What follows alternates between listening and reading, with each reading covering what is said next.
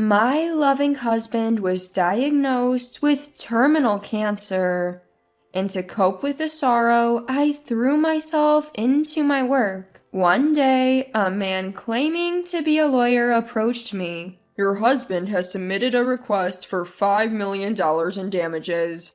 Are you having an affair while he's sick in the hospital?" The man smugly presented photos claiming to be evidence of my infidelity, but I had no idea what he was talking about. "We've already gathered evidence proving that you're the woman who's too busy dating to care for her sick husband." I was taken aback by the man's arrogant words. What could this guy possibly know about me? Feeling as if he was challenging my entire life up until now, I decided to take the man to my home to show him the truth. Along the way, I didn't forget to give a secret signal to a middle-aged woman in the neighborhood as we passed by. My name is Melissa, and I'm 27 years old. I currently run multiple web media platforms and make a living from it. What should I do about this?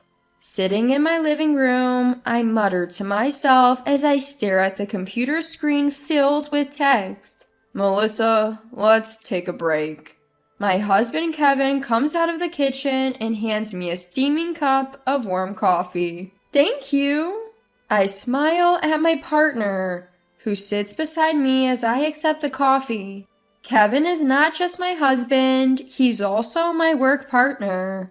I've always loved writing, so I started as a web writer during college. But I hit a wall after just a few months since I began without any experience. A friend told me, "I know someone else who's into web writing like you," and introduced me to a man. That man would later become my husband, Kevin. Kevin also loved writing, and he'd been a writer longer than I had. So he taught me various things, from writing skills to how to get work. Initially, we were just good work colleagues, but as we spent more time together, our relationship gradually turned sweet. Before we knew it, we became indispensable to each other, transitioning from good work colleagues to beloved partners. After graduating from college, we went into business independently as web writers, and together we started to run and operate web media platforms. As our work progressed smoothly, our relationship evolved from beloved partners to one-of-a-kind family. Now, as a married couple, we mostly work from home and are always together, both for work and in our private life. When I tell this to my friends, they're surprised and ask, "Don't you get tired of being together all the time?"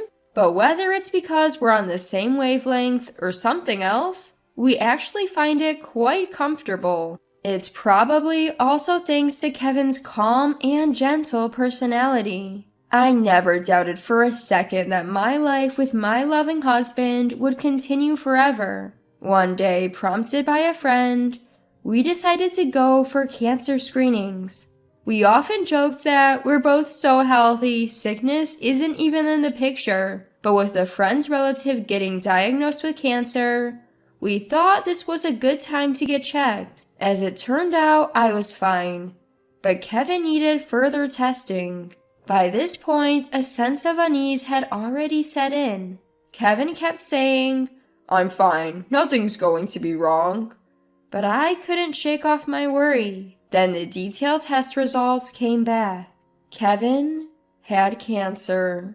Moreover, the doctor told us it was at an advanced stage because it was detected late.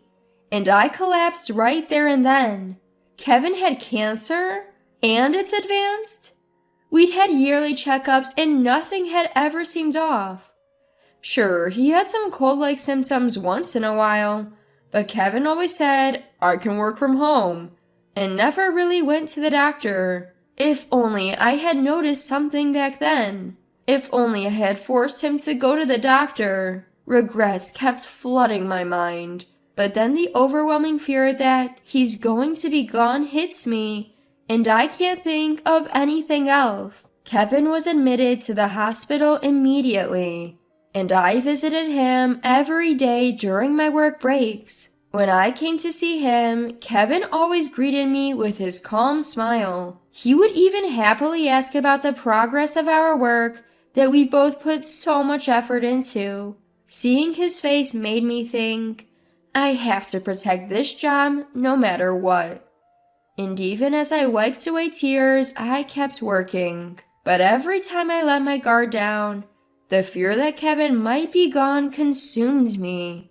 To distract myself from the sorrow, I took on a part-time job at a nearby supermarket in addition to our web media work. Days went by like this, and a little time passed. As usual, I visited Kevin in the hospital, finished my shift at the supermarket, and was on my way home. When I get home, I need to do the web work and also clean the house. As I was walking and planning out what to do next, suddenly the world in front of me starts spinning, and I sit down in a panic. What's happening? I feel sick. My vision continues to spin and cold sweat won't stop. Feeling helpless, I sit there and suddenly hear a surprised, "Huh?" A concerned person is hurriedly approaching. A gentle hand is placed on my slumped shoulder, and a kind voice asks, "Are you all right?" Looking up, I see an unfamiliar middle-aged woman looking at me with concern. I'm feeling a bit unwell, but I'll be okay. I mumble, trying to stand up despite my spinning vision. But the woman who catches me says, "Come this way." She almost drags me along to some place. We arrive at a familiar suburban house. Where is this? Gazing vaguely at the house, the woman says, "This is my home. Rest here for a while." She takes my hand and leads me inside. Despite it being our first meeting, her warm hand oddly comforts me, and I follow her in. We sit in the living room, sipping water, and then she encourages me to lie down on the sofa. Even as I close my eyes and take a deep breath, she wets a towel in cold water, wrings it out, and places it on my forehead. She also covers me with a blanket. A little while later, my vision stabilizes and my sweating stops. Slowly sitting up from the sofa, I face the concerned woman and ask, "Can I move now?" I say thank you and then add, "By the way, I realize I never introduced myself. Sorry about that." Upon hearing this, the woman smiles with relief and introduces herself as well. Her name appears to be Laura, and she lives here with her husband. I begin to say, "I also have a husband," but an image of Kevin lying in bed interrupts me. Noticing my hesitation, Laura says, "It's okay if it's hard to talk about it," and asks why I was sitting on the side of the road. Actually, my husband is sick. I slowly tell her about Kevin's illness, which I hadn't even shared with friends, and how I've been overexerting myself with work to distract from the sadness. Laura hugs me tightly as I choke up and finally shed tears, saying, "It's hard, isn't it?" She cries along with me. Later, I find out that Laura's house is very close to mine. What's more, our house is apparently known in the neighborhood as the wealthy couple's house due to its size. Chuckling to myself, I suddenly remember, when I used to walk around the neighborhood with Kevin, people would often strike up friendly conversations with us. It feels like things have become distant since Kevin got hospitalized. Laura tells me, "People thought you two had separated and didn't know how to approach you." Through meeting Laura, my day slowly started to change. I get to know the neighbors I'd previously avoided, and we start gathering at our houses for tea. And every time I struggle to watch Kevin's health deteriorate, Laura is always there to touch my hand and encourage me with her warm touch. Then one day, Kevin receives permission for a temporary return home, marking a long-awaited moment. A temporary return home. These words signal the last moments we'll get to spend with Kevin. I decided to make the most of this time and fill it with smiles. So, Kevin, now that you're home, is there anything special you want to do? First thing he says, I'd like to see Laura. While Kevin was hospitalized, I had told him how Laura and the neighbors had been taking good care of me during my daily visits. To fulfill Kevin's wish, I let Laura know we'd be stopping by. On our way, a quick glance at Kevin revealed a certain resolve in his face as he stared straight ahead. We arrive at Laura's, who welcomes us with her ever-present warm smile.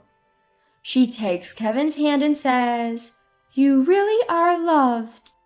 Her eyes meeting mine as she smiles. Feeling a bit embarrassed, I tell Kevin, well, you know. Our eyes meeting, his face a mix of laughter and tears. During a break in the conversation, as I'm about to head back to the living room from the restroom, I overhear Kevin's earnest voice from the other side of the door. I listen closely and realize he's talking about me. Please look after Melissa when I'm gone. Hearing those words, I felt a stinging pain at the back of my nose and realized tears were falling. So that's why Kevin wanted to come here. Hearing Laura's gentle, "Of course," I couldn't stop my tears. Not much later, my husband Kevin drew his last breath. While I was prepared for it, the sense of loss hit me harder than I had imagined. Laura and our neighbors kept encouraging me during my grief. After some time had passed, a renewed sense of purpose pushed me to resume my career. I even continued my part-time job at the supermarket thinking, I need to keep moving forward. And life went on, just like that for about 2 years. As I finished my shift at the supermarket, stretching my tired body, a voice came from behind. "Excuse me." Startled, I turned around to see a serious-looking man wearing glasses. Did he lose his way? Without much thought, I asked, "Can I help you?"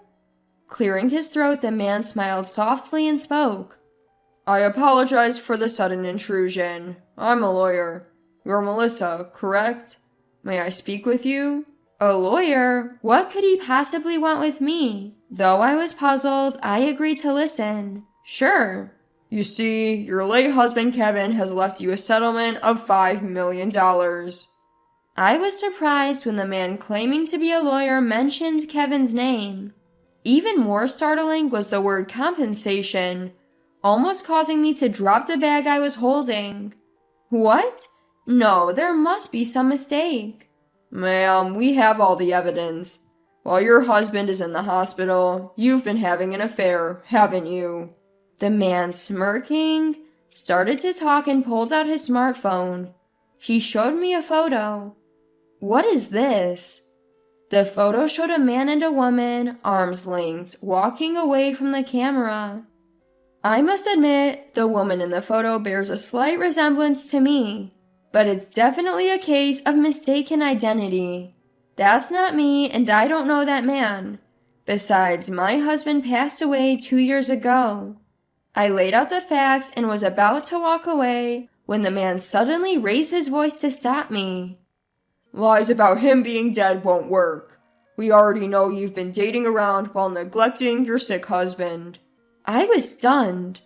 I remember the days when I was rushing to Kevin's hospital every day and working nonstop. What could this guy possibly know about me? I wondered, isn't it common sense for a real lawyer to offer a business card? And shouldn't he have notified me through documents or a phone call rather than meeting me in person? I shook my tired head and stared at that man. He wasn't going to back down. Realizing we wouldn't reach a conclusion, I decided it would be quicker to just show him, "Please come this way." I invited the man into my home. In hindsight, it was a bold move, but I felt emotionally charged, like he was negating my entire life. As I walked home with the man, I crossed paths with Laura, who was holding a shopping bag. Laura looked surprised, but understood something when I raised my palm. She acknowledged and returned the gesture. I opened the front door and ushered the man inside. Clearly thinking he'd successfully manipulated me, The man enthusiastically said, "Let's discuss the paperwork inside." Ignoring him, I led the way to a certain room. "Please come in." It was a room with a memorial altar. Pictures of a smiling Kevin, back when he was healthy, were displayed on it. "Wait, he really is dead?" "My husband is no longer in this world, so your claim for compensation is simply impossible." Internally, I add, he would never have done such a thing even if he were alive. Noticing a man claiming to be a lawyer out of the corner of his eye, he mutters under his breath with a pale face, "That's not what I heard. This can't be right." He then casually pulls out his mobile phone to check something. I subtly peek at the screen of the mobile phone from behind, and there I see a photo of a vibrant Kevin, taken before his battle with illness. What's the meaning of this? The fact that this man has a photo of my loved one unnerves me, and I speak in a low voice. The man starts talking hastily, as if making an excuse. According to him, he purchased information about me and Kevin, who were known as a wealthy couple in the neighborhood, from a man claiming to be an informant. His intention was to scam us. The information said, "The husband of the wealthy couple is in the hospital. The wife is emotionally vulnerable." Moreover, the informant had tried to squeeze more money out of the man by feeding him a lie that "your wife is cheating on you," even providing fake evidence photos to back up the claim. "I had no idea he was dead. That guy tricked me." The irony of the scammer himself being scammed leaves me sighing in disbelief. Then the man who had been mumbling to himself stands up straight and looks at me with a creepy smile, saying, "Well, if I'm caught, I'm caught." A shiver runs down my spine, and I break into a cold sweat. Just as the man takes a step toward me, the sound of hurried footsteps comes from the entrance, and a moment later, several officers burst in shouting, "Police!" The tension I'd been unconsciously holding releases, and I collapsed on the spot. Thank God they made it in time. I think back to the moment when I crossed paths with Laura on the street a few minutes earlier. In reality, the hand I'd raised to Laura wasn't just a simple greeting. After Kevin's death, Laura taught me the SOS hand signal, simply a raised palm with a clenched thumb saying, "Even without words, you can say, 'Help me.'" Betting that the signal would get through, I used it. Probably understanding my SOS, Laura must have called the police. Staring at Kevin's photo on the altar, I silently apologize in my heart. "I'm sorry for putting you in harm's way." In the photo, Kevin seems to be smiling as if to say, "It can't be helped." The arrested man, upon questioning, turns out to have committed multiple frauds before and will likely serve a fairly long prison sentence. I also heard that the notorious informant has been caught. A few days later, when I visited Laura's place with a thank you gift, she scolded me. "You shouldn't let a suspicious man into your house." Laura had noticed my SOS and was going to intervene, but decided it was better to let the police handle it. Then she gently taps me on the head, as if to imprint her words, "Kevin asked me to look out for you, so please don't do anything dangerous from now on." At those words, tears well up in my eyes. Ever since then, I've been living happy days, helped by Laura and the folks in the neighborhood. Today, I put my hands together in front of the photo of Kevin on the altar. Even in a world without you, there are plenty of people who help me. You can rest easy, I whisper to myself. When I gently open my eyes, there's a comforting smile that seems to watch over me. Smiling back, I say, "All right, let's get to work today," and stand up with enthusiasm.